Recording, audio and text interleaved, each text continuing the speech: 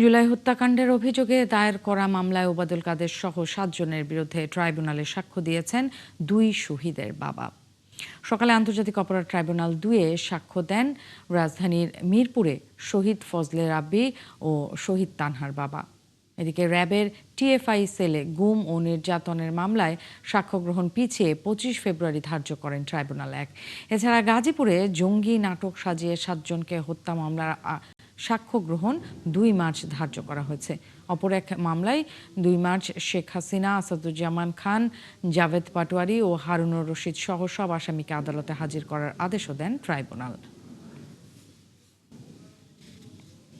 আওয়ামী লীগের secretary general, সেই সময়ের সেক্রেটারি জেনারেল এবং সড়ক পরিবহন ও সেতুমন্ত্রী ওবায়দুল কাদেরের বিরুদ্ধে আন্তর্জাতিক অপরাধ ট্রাইব্যুনালে যে মামলা চলমান আছে, সেই মামলায় আজকে প্রথম সাক্ষী হিসাবে শহীদ রাব্বির পিতা সাক্ষী দিচ্ছেন।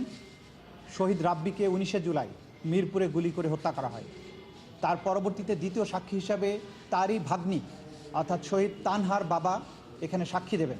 সুতরাং ওবায়দুল কাদের সহ বাকি আসামিদের বিরুদ্ধে সেখানে আওয়ামী লীগ, যুবলীগের যে সমস্ত কেন্দ্রীয় নেতা, তাদের বিরুদ্ধে যে আনুষ্ঠানিক বিচারের পর্ব, সাক্ষ্য গ্রহণ পর্ব, সেটি শুরু হয়ে গেল এবং এটা ক্রমাগত চলমান থাকবে।